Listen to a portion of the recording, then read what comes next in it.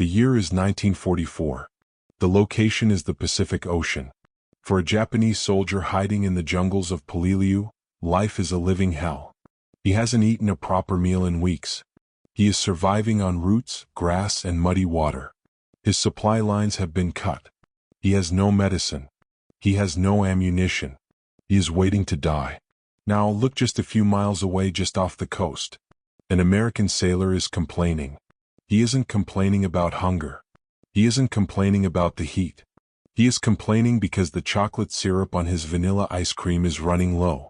While the Japanese army was literally starving to death, the United States military was operating a billion-dollar supply chain dedicated to delivering one specific thing to the front lines: ice cream. They even built a ship, a massive floating factory, whose only purpose was to churn out thousands of gallons of frozen dessert every single hour. This is the story of the ultimate flex in military history.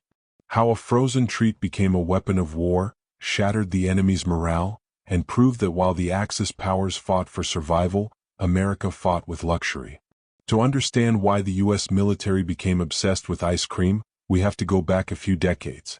In 1914, the U.S. Navy did something controversial. They banned alcohol on all ships. For centuries, sailors ran on rum and whiskey. Suddenly, the Americans were dry. When you take away a soldier's booze, you have to replace it with something else or you risk a mutiny. The Navy replaced the bars with gedunk stands, soda fountains serving sweets and ice cream. By the time World War II started, an entire generation of American young men was addicted to sugar. But the Pacific theater was different. It wasn't like fighting in France, where you could maybe find a local bakery. The Pacific was thousands of miles of open ocean and steaming hot jungles. Temperatures regularly hit 100 degrees Fahrenheit with 90% humidity. In that heat, morale was melting faster than a snowman in a sauna. The Secretary of the Navy, James Forrestal, made a bold statement. He said, "Ice cream, in my opinion, is the most neglected item of morale." He prioritized it above almost everything else. While Germany was struggling to find fuel for their tanks, the U.S. Navy was figuring out how to ship fresh milk across the equator. Before the big ships arrived, the soldiers got creative. And by creative, I mean dangerously genius. U.S. Marine pilots stationed on tropical islands came up with a crazy idea. They realized that while it was 100 degrees on the ground, the temperature at 30,000 feet was way below freezing. So, before a mission, pilots would take the ammunition canisters from their Corsair fighter planes. They would wash them out, hopefully well enough, and fill them with a mixture of canned milk and cocoa powder. Then they would fly their combat patrols. The vibration of the engine acted like a mixer. The high altitude acted like a freezer. When they landed 30 minutes later, they didn't just have a successful mission.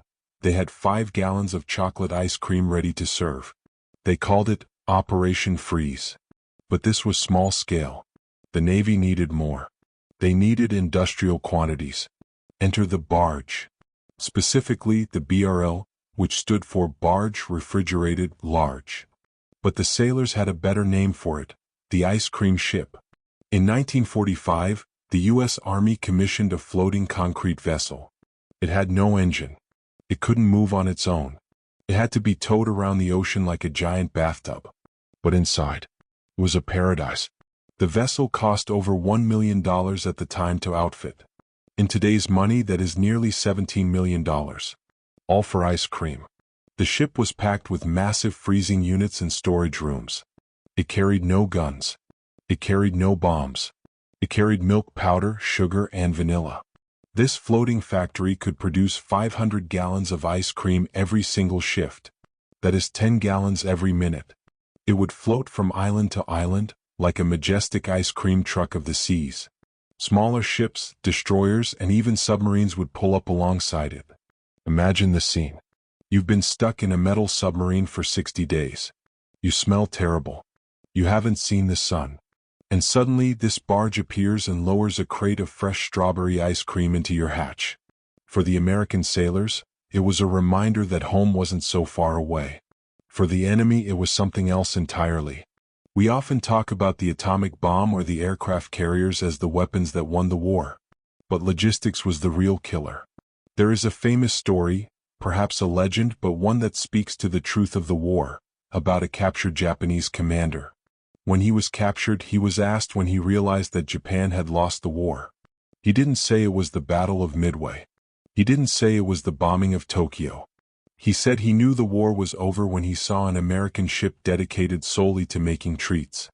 He reasoned that if the United States had the spare resources, the spare fuel, and the spare manpower to ship ice cream to the middle of a war zone, then Japan never stood a chance. Japan couldn't even get rice to their troops. Their supply ships were at the bottom of the ocean. The psychological impact of seeing the enemy live in luxury while you starve is devastating.